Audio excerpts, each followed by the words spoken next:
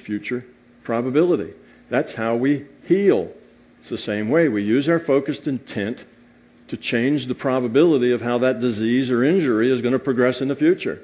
Intent changes future probability. Remember we had this future probability database? We can modify what's probable in that database by using our intent because we're consciousness. And intent is the thing that moves data. It's what transmits and receives. It's your intent is the motive force in consciousness.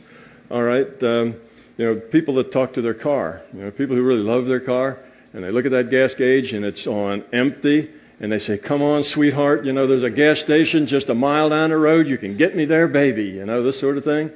Well, the car usually gets them there if they have that kind of relationship with their car, because by that positive intent, they raise the probability that they're going to make it to the gas station. If it's, oh no, you stupid car, how could you run out of gas? Like it's the car's fault, right?